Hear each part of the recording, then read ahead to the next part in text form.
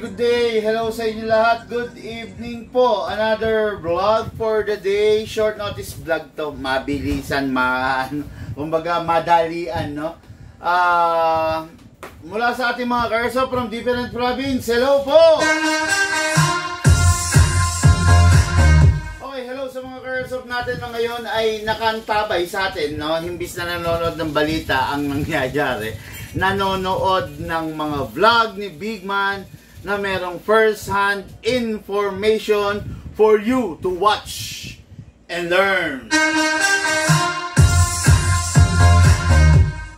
Kakaiba to, mga Karso. First time in the history of Big Man. Ngayon ko lang gagawin to. 3 unit. Magkakaibang model. Pero lahat may rapid fire.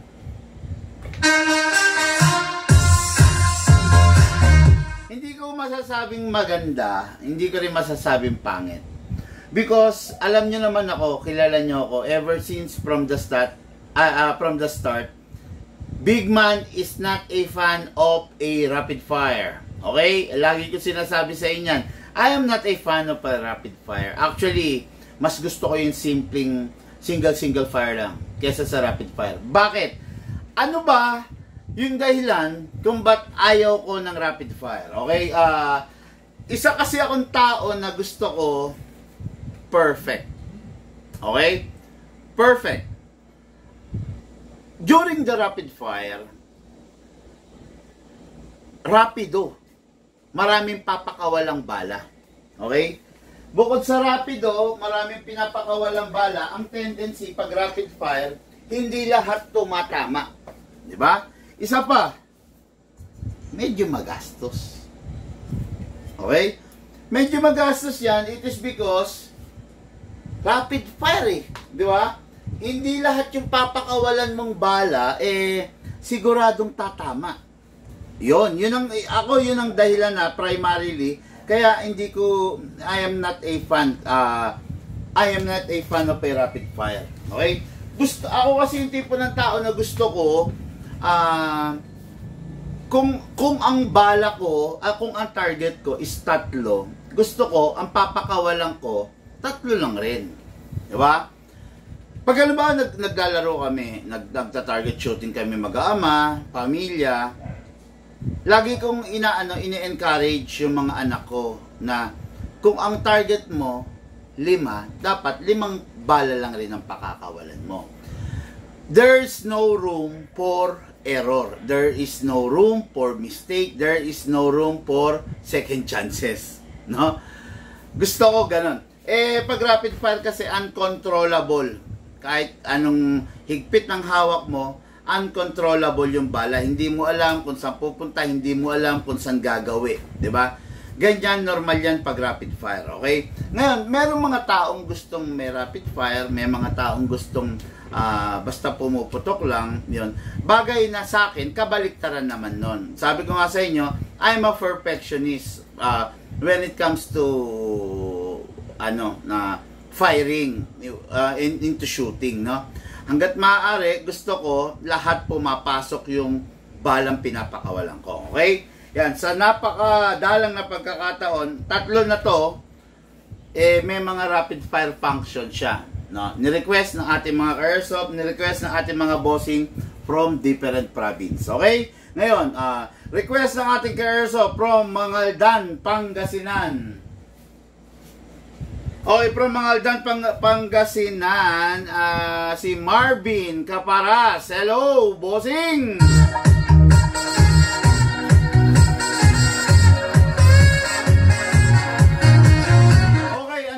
Request ng ating Karso from General Santos City. Okay. Sir Carlo of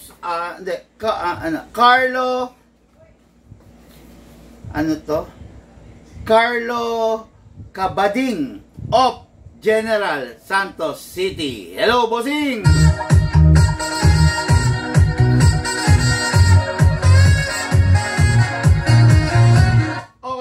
Last but not the least, Arca Airsoft from Tagum City, Davao, aka Coconut Martin of Tagum City, Davao, clerk of court department sa judiciary siguro to. Clerk of court eh. Nako, huwag kayong lolo-loko. Baka supwenahan kayo nito, no? AKA Coconut Martin Rodel Castro. Bakit kaya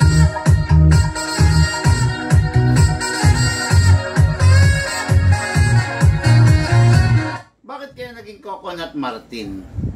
Kasi ang layo eh, Rodel. Then Coconut Martin ang tawag sa kanya diyan sa sa Tagum City, Clerk of Court Coconut Martin, no? Hindi ko alam, medyo malayo, no? Pero hayaan na natin kung yun ang tawag sa kanya anong magagawa natin, okay? Yun, tulad ng sabi ko sa inyo, sa napakadalang na pagkakataon, isang Beretta 9mm replica may rapid fire. Okay? Then, isang Glock 9mm replica may rapid fire. Then, last but not the least, isang 2011 Infinity Series caliber 45 replica may rapid fire. Napakadalang yan. Napakadalang yan. Okay? Start na tayo. Dire-diretso tayo mga airsoft review and unbox ng unit ng ating mga bossing.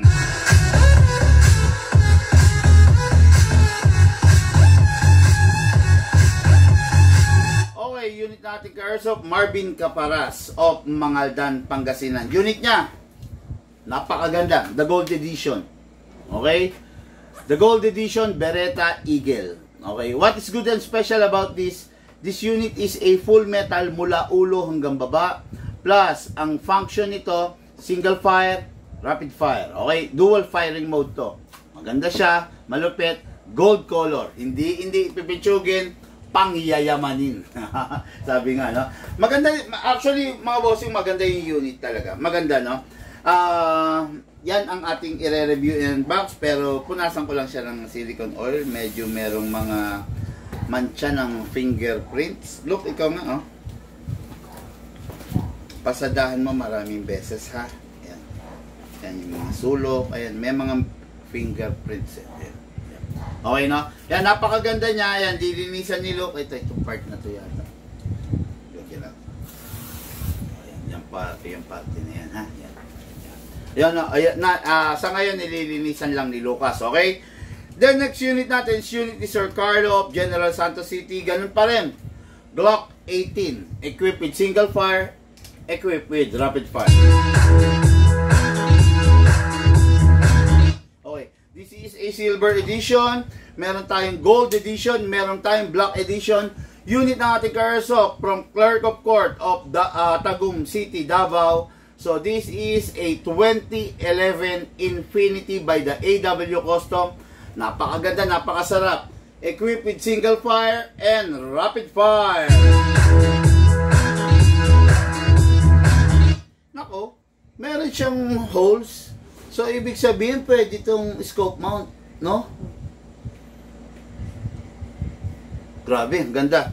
Yan yung i-demo, yan yung i-unbox natin ngayong araw na to. Yan yung ipapakita ko sa inyo ngayong araw na to, okay? Napakaganda ng mga unit, mga airsoft. Mag-e-enjoy yung ating mga bossing sigurado. Okay, so dire-diretso na tayo. Let's begin. Unahin natin mga airsoft yung Beretta. Based on what we observe, ha? Okay. Gold, syempre. Number 1. Full metal mula ulo hanggang baba. Ito yung ano muna to, ha? Yung mga pros niya. Okay, full metal mula ulo hanggang baba. Okay? Yung bang dating Beretta may ganito? Wala. Sipatin mo nga, tingnan mo doon. Wala. Wala, okay. Look at the grip, look at the mango. Okay? Dahil dito, magiging relax yung pagkakahawak mo sa Beretta. Okay? Dahil dito sa groove na to. Okay? Wave siya. Oh. Yang part na yan, dyan mo ilalapat yung mga daliri mo. Yung isa kasing version ng Beretta, yung original na 92 Beretta, solid to. Kaya ang feeling mo, pag hinawakan mo yon, parang ang taba-taba. Diba? Kasi solid to dahil walang ganito. Plain to, diretso to. Ito kasi, nakahulma doon sa daliri mo. Okay? Yan yung mga pros nito, ha? Yan yung mga pros nito. Tapos, double action siya. So, yan yung mga pros na matatawag sa kanya. Okay? Ngayon, dahil nga gold siya, syempre, rare siya. Yan, isa sa pros niya yan. Dako tayo dun sa mga cons. Okay? Ang cons niya, number 1, kung mapapansin niyo yung front side at saka rear side, fix lang siya. Okay? Yun ang mga cons niya. Yun ang cons niya. Fix siya, hindi mo ma-adjust. Yan. Number 1 cons yun. Number 2 cons, wala siyang rail for the upgrades like flashlight and laser. Wala siyang rail. Number 3 cons, based on what I have observed, napakadulas ng grip niya. Okay? Yung grip niya, kung titignan mo, solid naman. Pero medyo may kadulasan because of the and I don't know what the type of plastic is this, pero malutong siya na madulas ang dating. No?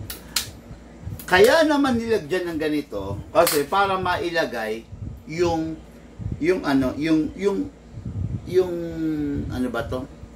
design ng Agila. Yung grip niya is parang pakpak ng mga Agila. Okay? Yan, yung itsura ng grip niya, ayan, no, pakita ko sa inyo. Akala nyo pakpak ng Agila. Maganda siya, no? Para siyang pakpak wingspan ng mga Agila. Yan. Kaya matatawag natin na Eagle siya, no? Beretta Eagle Edition. Kasi yung mismong pakpak niya yung mismong grip niya ay parang pakpak. Okay. Yan yung mga pros and cons ng unit.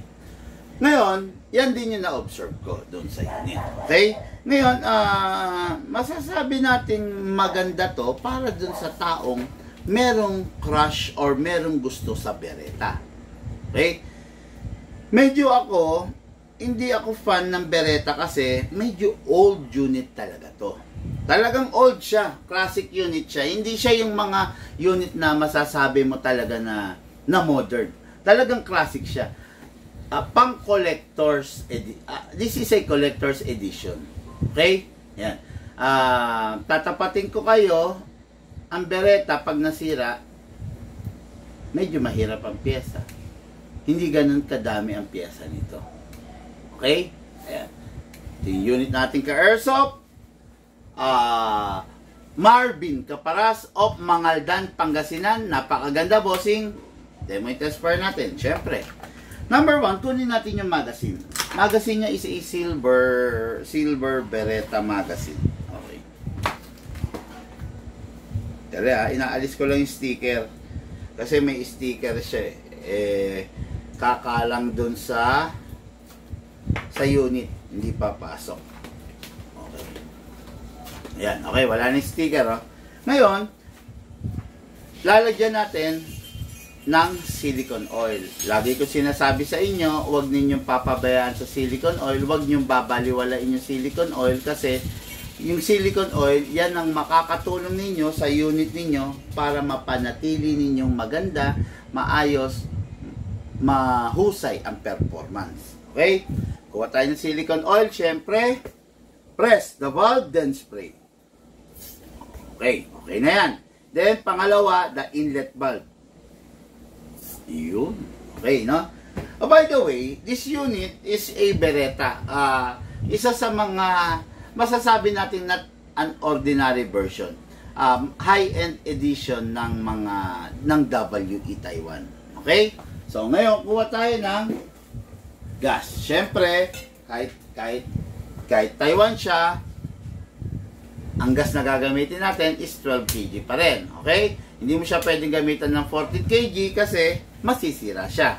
Okay? Upside down dead, press down. 1, 2. 2 seconds lang. Oh, big man.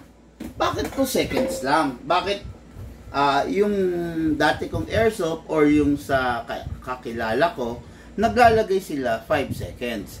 2 seconds lang, it is because itong unit na to is naka-upgrade ng fine-tuning and trigger job.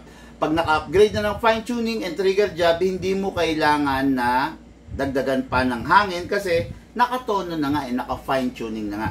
Konting hangin lang ang kailangan niya, magfa-fire na siya. Tapos yung konting hangin na nilagay mo, marami na siyang maifa-fire. Okay? Number 1, kasa, ilak manually dito sa slide stopper. Tapos isprayan natin yung nozzle. Yun. Actually, ang Beretta at saka si Sisei, parehas sila. Nozzle lang ang ini-sprayan. Hindi na ini-sprayan yung slide stopper. Okay? Then ito, mapapansin nyo to. Most of the Beretta hindi naka-fix outer barrel. Pero ito, ni-request ng ka-airsoft natin na i-fix outer barrel ko na raw. Okay? Ayan, hindi na kumakalog yung barrel niya. Hindi katulad ng ibang Beretta series. Kuha tayo. Ito. Halimbawa ito, Beretta Eagle din to ha. Ito, hindi pa ito naka-fix barrel. Oh. Ay! Okay. Naka-fix barrel na rin. Sorry.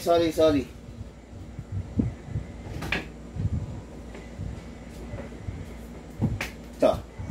Beretta Silver to ha. Ayan. Kasa. Okay, ayan ha. Ayan. Ayan. Kita nyo? Hindi pa siya naka-fix outer barrel. Okay? Pero itong isa natin, naka-fix outer barrel na, naka-convert na into fix outer barrel. Ayan no? Ayan, lakas o, diba? Ayan. Kaya kasi, hindi pa naka-fix outer barrel. Ha? Dali. Tabi ko lang to mga ka-airsoft. Huwag kayo matataranta. Hindi ako mawawala. So, okay. Ito, naka-convert na into fixed outer barrel. Oh. Kahit anong kalag natin, hindi na siya kumakalog kasi naka-convert na siya. Okay? Ngayon, itong unit na to, naka-fine tuning, naka-trigger job, fixed outer barrel, hammer protection pad, at saka enhanced lang ang nozzle. Meron tayong tinatawag na anti-freeze nozzle, merong big bore nozzle, merong enhanced nozzle, merong stock nozzle. Ito naka-enhance lang. Hindi natin kailangan tong i-upgrade ng anti-freeze nozzle kasi itong unit na to is hindi naman siya pang competition. Hindi siya gagamit ng competition, so masasayang lang, hindi natin mama-maximize yung features na ibinibigay ng anti-freeze nozzle. Okay? Ngayon, meron ng gasto, meron ng bibis, may oil na, ito rin, magpa-firing na tayo. Yung target. Doon na lang, no? Sige. Firing tayo mga ka-airsoft ha. Okay, mga ka-airsoft, this is the Beretta Eagle Gold Series Gold Edition. Pasok. Wala pa palang bala. Sorry. Seryoso na tayo eh. Okay, lagyan natin ang bala, ha? Hatakin natin ito pababa, then place your other thumb here. Okay? Hatak pababa, place your other thumb here, all the way, then dito ilalagay yung bala. Ngayon, pump lang po tayo, no? Yan.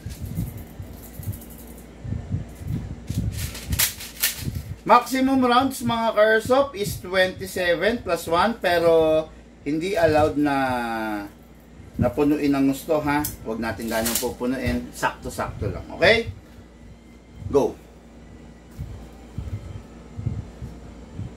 Mga ka-airsoft, this is the Beretta Gold Edition Eagle Series.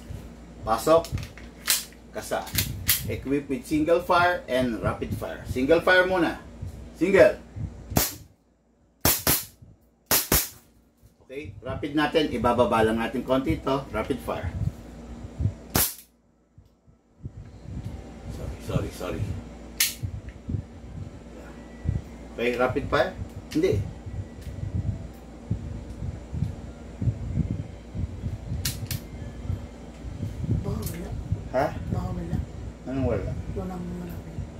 Hindi, may rapid fire to. Okay? Yun o. Then, single fire. Okay. Open slide kasi wala ng bala. Next thing to do, release the magazine, release the slide. Then, rest the hammer by pressing the trigger. Cut mo yun. Kaya mo? Doon nakat na naman na dito. Okay. O, yun. Mga airsoft, no? Nagkamali ako. Ayan. Pag ganyan, naka single fire. Pag iginit na mo, kailangan pala gitnang-gitna bago mag-safe. Yan. Yan yung rapid fire niya. Magkadikit lang halos eh. Then safe. Safe nasa babang baba. Tama ba ako? O, single. Okay. Then safe. Ayun, safe nasa babang baba para hindi mo siya mapipindot. Okay? Yan. Ngayon, double firing mode to ha. Double action mode pala. Sorry na. So, yung unit natin ka airsoft, napakaganda, napakasarap. The Beretta the Beretta Gold, then Eagle Edition. Okay? Ngayon, yung magazine natin, pakawalan ng hangin, pag hindi nagagamitin at make sure dapat walang bala. Dami panlaman nito. Load pa nga tayo. In fairness, masarap naman siya. Kaya lang talagang ano eh.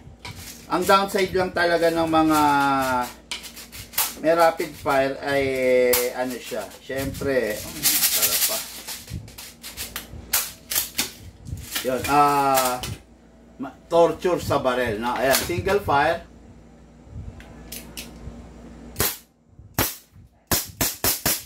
Okay, rapid fire. Baba natin. Bumabalik eh, rapid fire. Okay. Firing. Ayan. Then, balik natin single fire. Okay. Open slide kasi wala ng bala. Next thing to do, release the magazine, release the slide, then rest the hammer by pressing the trigger. Okay. Nakuha ko na. Then, yung unit, wag papabayaan na may hangin at saka may balang na iwan. Okay, pasingawin pa bago itabi. Okay.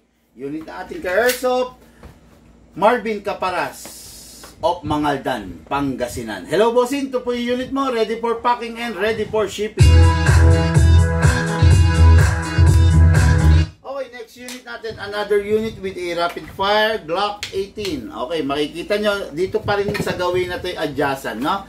Single fire, rapid fire pag binaba, single fire ulit pag tinaas. Okay? So, what is good and special about the Glock 18? Ano ba yung meron to? Glock 18 is well known as a universal gun. Glock 17 and 18 is well known sa pagiging balancing barrel. Sakto lang yung bigat niya, sakto lang rin yung recoil niya, sakto lang rin ang lakas niya. Okay? If you are a person na looking for a unit na matinding dumiin, don't go for the Glock. Go for the 2011. Pero kung sakto-sakto lang ang hinahanap nyo, okay na rin naman si Glock. Yun nga lang, kung ikukumpara mo sa kay 2011, malayong-malayo talaga ang performance ni Glock. Bakit? Si Glock mas accurate sa 2011. Si 2011 or si 1911, mas malakas di hamak sa Glock. Okay?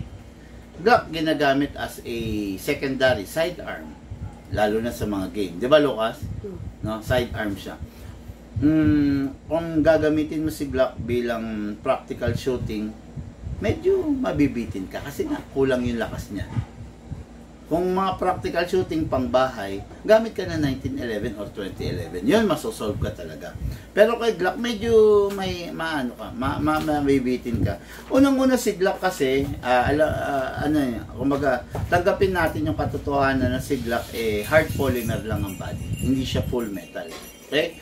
Since hard polymer ang body niya, so limit lang rin yung lakas niya. Kasi hindi mo pwedeng palakasin masyado kung hard polymer lang. Diba? Masisira, bibigay. Siyempre, diba? Okay, so ngayon, lagyan natin ng silicone oil si Glock sa ibabaw para wag magasgas. Actually, ito may konting gasgas na kasi naikasa. Then, kasa, ilock manually, sprayan din natin siya sa nozzle. Kita nyo? Beretta Glock CZ, hindi ini-sprayan sa gilid, nozzle lang talaga. Okay? Then hatak, then make sure palagi nasa single fire siya, ha? Okay, ngayon, magazine, press the valve, then spray. Okay? Then dito rin sa ilalim. Tapos tulad ng sabi ko, 2 seconds lang nilalagay na gas, 12 kg, ha? Hindi pwedeng gamitan ng 14 kg si Glock, okay? Isakto mo, then press down. 1, 2. Okay, okay na yun. 2 seconds. Enough na yun, no? Ngayon, magazine tayo. Hatakin to pababa, then place your other thumb here. Lagyan natin. Ang maximum rounds ni Glock is 27 din. Okay? Suggest ko lang, huwag ninyong pupunuin kasi yung Glock, baka masiraan kayo ng spring. Pag nasiraan kayo ng spring, naku po. Medyo, medyo hassle. Imbis na naglalaro lang tayo, nagpapagawa tayo, di ba? Pero don't worry, kay Big Man naman, lifetime warranty. Kaya lang, mas maganda pa rin kung yung unit mo, kahit may warranty, hindi darating sa puntong masisira, di ba? Mas maganda pa rin kung yung unit mo, maalagaan mo ng gusto. Okay? Ngayon, pasok natin sa unit. Wala pa tayo nito. Wala pa. Wala pa. Okay na, video mo na rin. Okay, pasok natin sa unit. Make sure magsimula sa single fire. Okay? Mga ka-airsoft, this is the Glock 18. Single fire, rapid fire. It means dual firing mode. Okay? Magazine na, asa, ready to fire. Single fire muna. Firing! Rapid fire natin. Baba natin ito mga ka-airsoft. Firing! Okay, ngayon, balik natin single fire.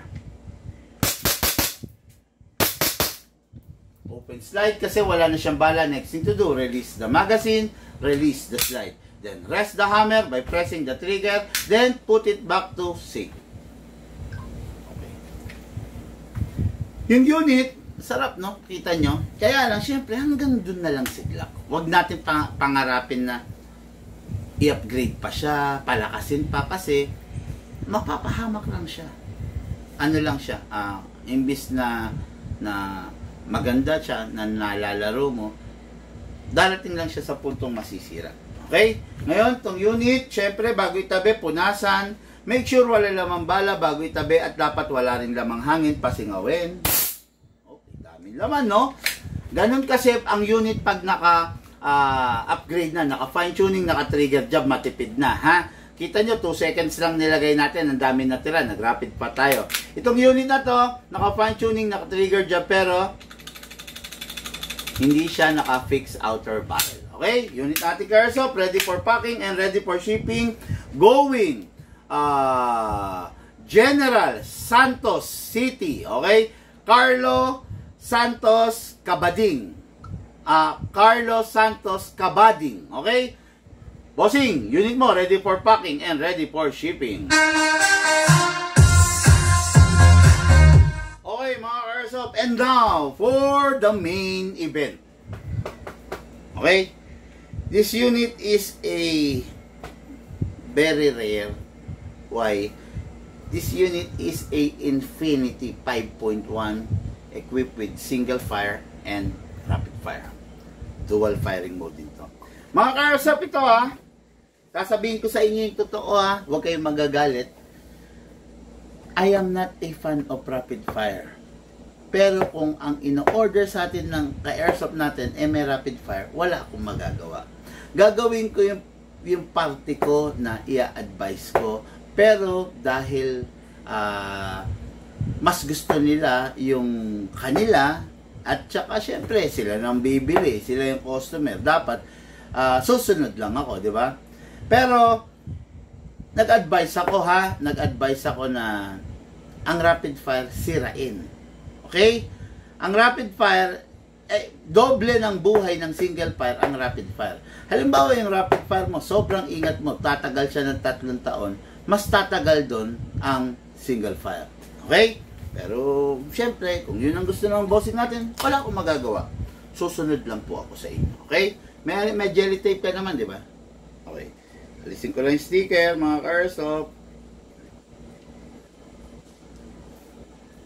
Pag konti lang, no? Kinakontihan mo lang. Okay. So, magazine, silicone oil. Press the valve. Then, spray. Press the valve. Okay. Then, spray. Then, sa inlet valve. Ito, output valve. Ito, inlet valve. Okay. Then, unit, kasa, ilak manually. Then, sprayan sa slide stopper. Kanina, hindi tayo nag-spray. Sprayan sa nozzle. Okay. This unit is a unit na naka-upgrade. Ulit. Naka-fix. Fix outer barrel. No? Naka-fix outer barrel na. Naka-fine tuning pa. Naka-trigger job pa. Naka-hop up rubber pa. Naka-hammer protection pad pa. At higit sa lahat, naka-big bore nozzle. Ayan, makikita nyo, pula yung nozzle, naka-big bore. Lahat ng upgrade nakakarga rito. 6 na upgrade. Ulit, fix outer barrel, fine tuning, trigger job, big bore nozzle, hop up rubber, and hammer protection pad. Out of the box, yung unit naka-upgrade, naka-optic front, naka-bomber sight, naka-slatted, slatted na, ano to, na grip, slatted, hexagonal na slide. Okay? Yun. Ngayon, itong unit na to, diretsahan lang po ha, huwag kayong ma-offend. Sa may mga ganito, huwag kayong ma-offend. Itong unit na to is one of the not trusted unit. Bakit? This is a 5.1 2011. At saka, ang ginawa sa kanya is slatted. Ito yung pinaka naging weakest point niya, yung slatted na to. Dito nagsisimula yung pagkabiyak. Nabibiyak yan, napipingas yan. Pag nagsimula yon, wala ka na. Wala na yung pagiging slatted infinity design mo kasi magpapalit ka na ng plain and ordinary na lang na slide. Kasi wala namang nabibiling gantong slide. Okay?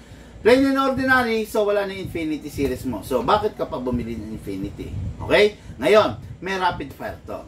Tandaan mo, may rapid fire, mas prone sa pagkasira. Okay? Tapos, nakaganito pa. Hindi ko lang alam kung gaano itatagal nito kung gagamitan mo siya ng 14 kg.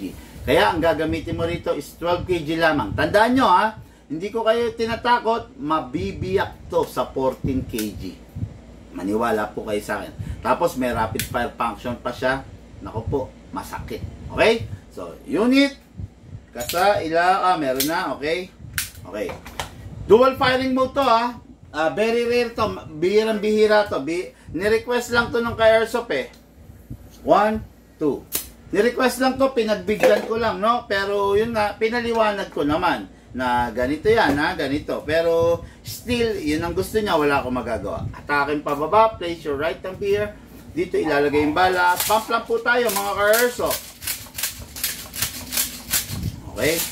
Maximum rounds na pwedeng ilagay is 27, pero 20 to 23 lang para hindi masira yung unit. Okay? Ngayon, ang pag-access ng rapid fire, ito siya. Ito yung safe. Ayan, tingnan nyo.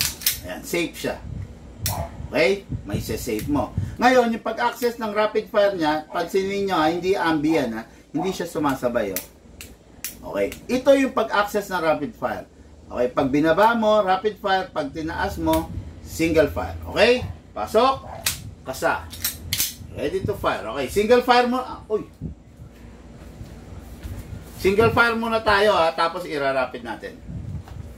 Medyo itaas mo yung camera mo na, ha? Para maliwanag.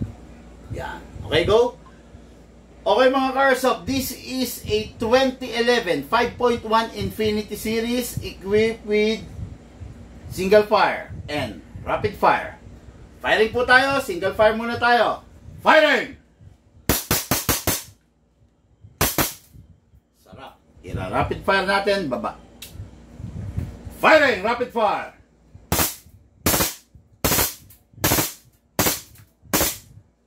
Balik natin, single fire. Firing! Open slide. Kasi wala na siyang bala. Next thing to do, release the magazine, release the slide, then rest the hammer by pressing the trigger. Infinity. Napakalupit, napakaganda. Okay? Ngayon, make sure wala lamang bala at dapat wala rin lamang hangin sa tingawin. Then, unit ng ating ka-Airsoft, aka Coconut Martin Rodel Castro of Tagum City, Davao, Clerk of Court. Napakaganda, napakalupit. Okay, grabe. Kahit short notice na iraos natin, no, yung request ng ating mga ka-airsoft. Maraming salamat sa mga nag-join ng ating vlog. Sa mga nag-share ng vlog natin, maraming salamat. Sa mga hindi pa po nag-share, mga ka-airsoft, kung hindi naman po napakalaking abala sa inyo, share nyo po yung vlog natin. Napakaganda po ng magiging resulta. Pag sineshare nyo yung vlog natin, yung mga kaibigan nyo, yung mga kakilala nyo, pwedeng matuto sa airsoft. Okay? Maraming salamat po. Lahat po tayo nagmula sa iba't ibang larangan. Pinagbuklod, pinag-isa ng iisang libangan. Yun ang paglalaro ng airsoft. Atid po sa inyo ng inyong lingkod, Big Man. Thank you po.